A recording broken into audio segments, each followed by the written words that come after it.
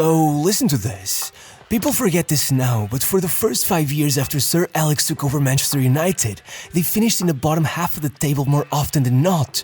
They were on a run of 26 years without winning the league. They were basically a mid-table club. So, when Sir Alex showed up to a press conference with some random Danish goalkeeper who was still working a regular job at 23 years of age and started claiming he was the bargain of the century, the final piece of the jigsaw that would finally allow them to win the league, well, it's safe to say that everyone thought he had gone mad.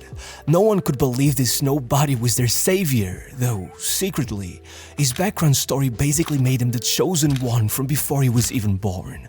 You see, in 1958, a plane carrying the Manchester United squad crashed while attempting to take off in a snowstorm and not many survived.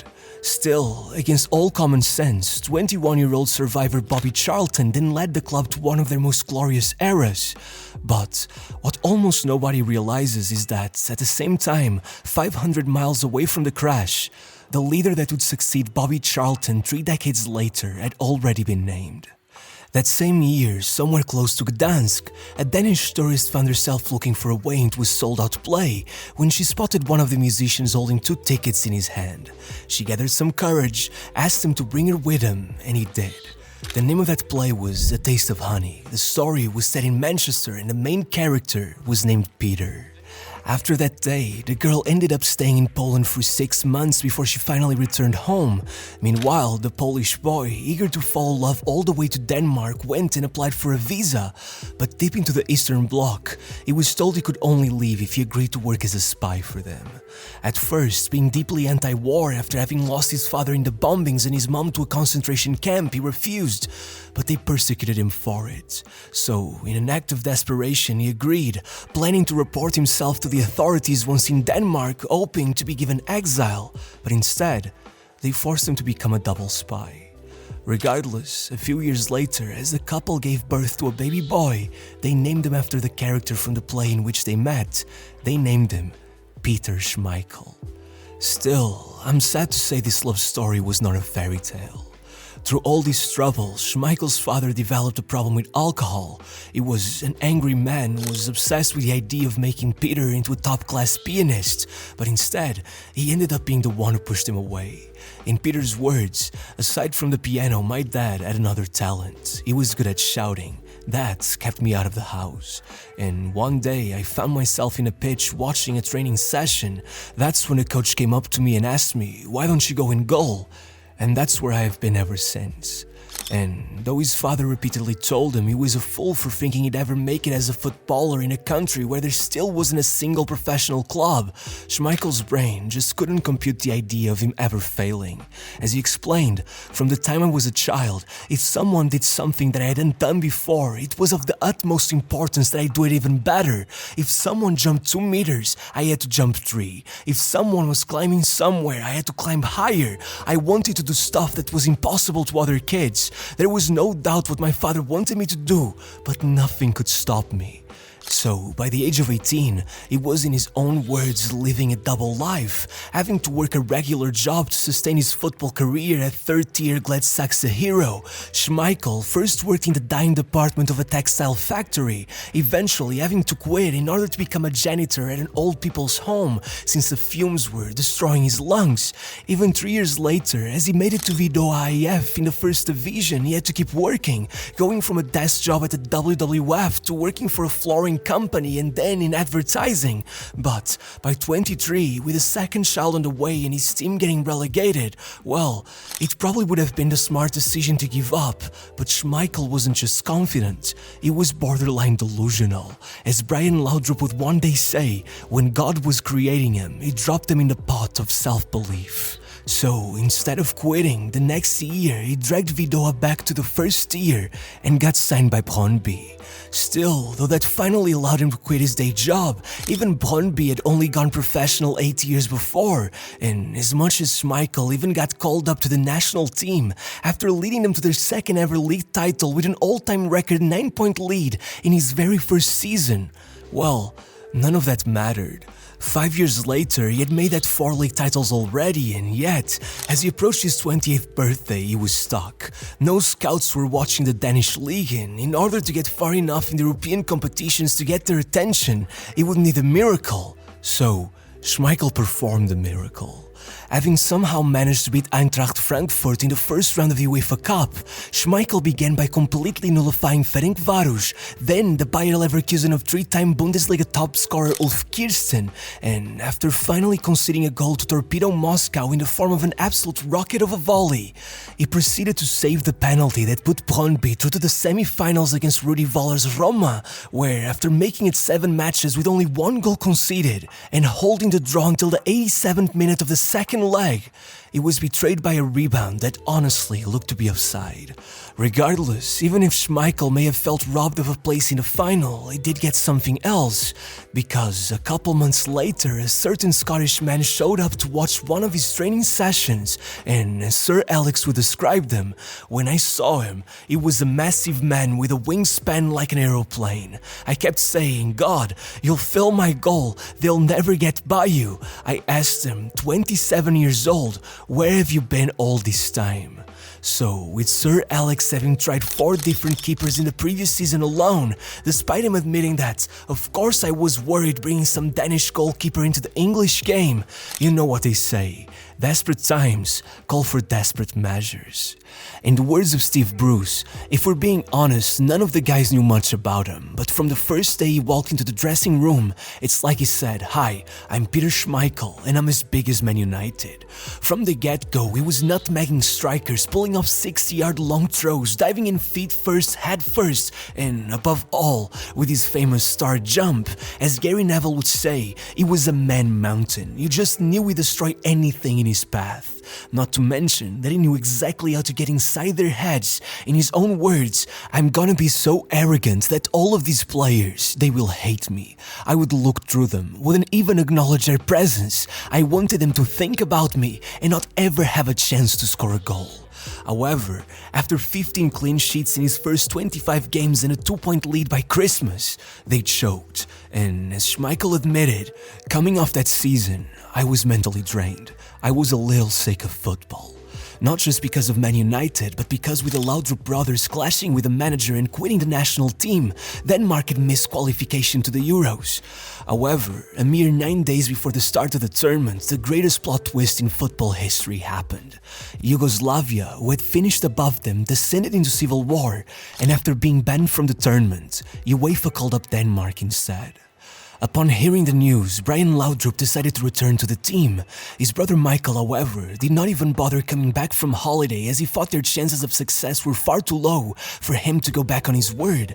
After all, they couldn't even qualify, and now they were in a group with France, England and Sweden without even getting a chance to prepare for the games. Not even Schmeichel was delusional enough to believe they had a shot. As he'd confess, "I'm optimistic, but I'm not a naive optimist. I don't think we will go and become European champions." Though, personally, I think the fear of humiliation fueled him. Because if there was any doubt that Denmark's star player was their goalkeeper, then in the opening game against England, he had more touches on the ball than even Brian Laudrup. Not to mention, of course, the 6 saves and the clean sheet to secure a goalless draw. Though, really, what was the point if then, despite dominating Sweden, they lost 1-0, making it so that only a victory against France could keep them alive in the tournament? It was mission impossible. Or at least it was, until the French came up to Schmeichel and said, "Hey, go easy on us, we gotta play all in next." That statement flipped a switch in his head. Feeling put down and humiliated, not only did they beat France, but in the following game, after holding the reigning champions to a draw, Schmeichel went in and saved Van Basten's penalty to put them in the final.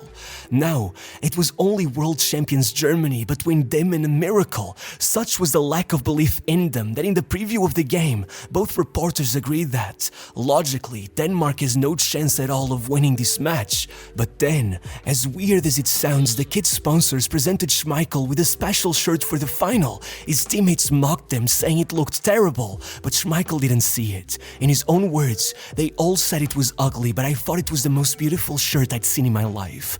I felt that shirt gave me superpowers." That night, Schmeichel made 7 saves, the all-time record. In the words of Jensen, I scored a stunning goal, but if we didn't have Peter, we'd have lost that game by 3 or 4 goals. That night, he had 8 arms like an octopus. The man had Jurgen Klinsmann laying on the ground desperate. And no matter what you may say about the time wasting, there's a reason why by the end of the year, when UEFA named the best goalkeeper in the world, there was basically no need to even take a vote. Everyone knew Peter Schmeichel was the greatest. Well, almost all. Believe it or not, even then, when his father was interviewed, all he could talk about was that goddamn piano, saying that, Peter, it's never too late, you could still make for a great pianist. Thankfully, Schmeichel did not let it get to him. In fact, even when United started the following season poorly, he remembered Sir Alex's favorite saying, the real season only starts after Easter. And so, with Cantona joining in January and the two instantly becoming close friends, even bunking together at the team hotel, as much as people criticize United for the constant 1-0 wins, the recipe for those two was simple. You score a goal, and I'll make sure it is enough to get us a win. By the end, the two had only lost a single game together and had leapfrogged both Blackburn and Norwich to become the winners of the first ever edition of the Premier League, as rightfully, Schmeichel was named the best keeper on the planet yet again.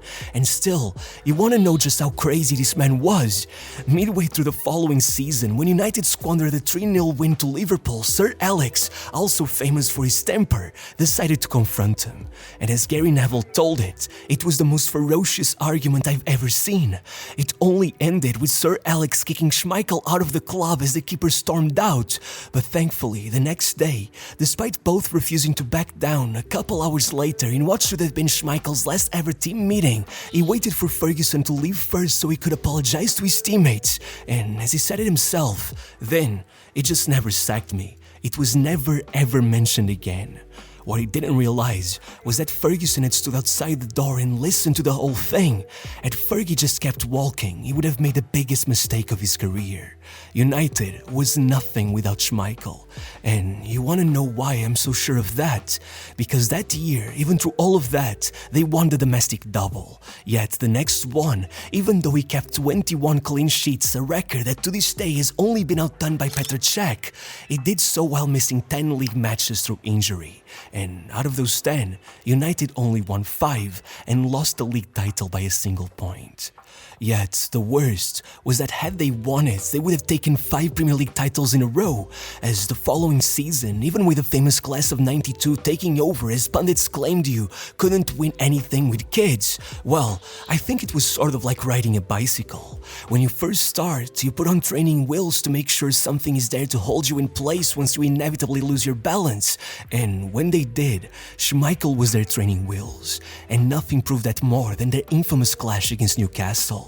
Despite having already closed a 12-point gap down to just 7, once Man United had to play Newcastle away, no one believed in them. With Ginola commanding the troops, Newcastle was everyone's favorite team, and so, when Schmeichel was forced to make 3 big saves within the first 5 minutes, they thought the game was done, but their conclusion should have been the opposite. By my 4th save, I held onto the ball and thought, this team will never score. Really, it should have been 5-0, but I was making contact with everything. They could have played until midnight, and they would have not scored. Ferguson called their 1-0 win almost a miracle, claiming that with a keeper like that, you don't need defenders. And so, 8 weeks later, Schmeichel had made those kids the youngest ever English champions, and even another 20 years later, it was still being named as the greatest Premier League performance of all time, goalkeeper or not. Still, even with maybe his 2 greatest saves ever and a 4th league title coming the next season, it was then that he had enough. With 1998 becoming his first trophyless year, he at least could rejoice in the fact that his last-minute save against Greece had led Denmark to their first World Cup in 12 years. But once they were knocked out by Brazil in the quarters, Schmeichel phoned Sir Alex asking him when he wanted him back, and after he told him tomorrow, he snapped. He just couldn't keep performing at that level without ever getting a break, so he shocked everyone by deciding he would leave the club at the end of the next season, though, as he told it, Fergie didn't even put up a fight. He just said to me, if this is your last season, make sure it is a good one. And in fact, he made it the best ever. Don't get me wrong, as it had become usual in that era, by December they were third in the table with 10 wins in 27 games, but they were also still alive in all competitions, so Schmeichel's plan was simple.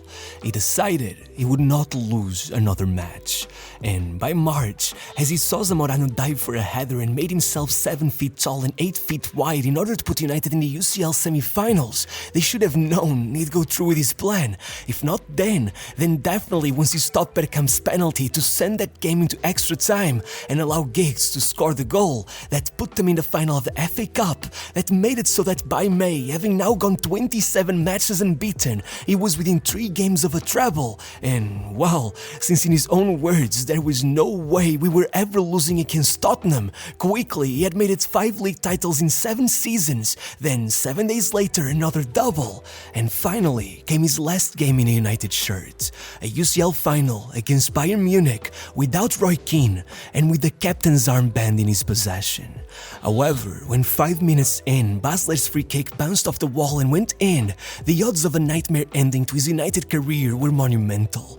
If it wasn't over then surely it should have been every time the ball hit the woodwork. But with luck on their side, maybe that was what convinced Schmeichel to risk it all and run the whole length of the pitch in the 91st minute, leaving his goal open in order to join his team for a corner. And one thing is sure, had he not dragged 5 defenders with him as Bayern trembled in the sight of his 6'4" frame rising in order to be the first one to get a touch on Beckham's cross, United would likely have not tied the match, and they surely would not have taken the lead before injury time was over. But though Schmeichel had reached his ultimate goal in his final game, as he cartwheeled inside his own penalty box, the realization would soon hit him. In his own words, "I woke up and I wasn't a Man United player anymore." Of course it was a massive mistake. Why didn't I go up to the manager and say, "I can still do a good job for you, I just don't think I can play every game"? I was too proud. I couldn't take the chance that he'd see that as weakness. So, a year later, despite an unbelievable season at Sporting, getting them their first league title in 18 years, he was already trying to find a way back to United, and when that fell through, first he ended up at Aston Villa, and then he doubled down on his mistake by signing for Man City. Sure, the fact that he played for both clubs and somehow still never lost a Manchester derby is an incredible thing to have on his resume, but as Gary Neville refused to shake his hand, you could see the regrets in his eyes.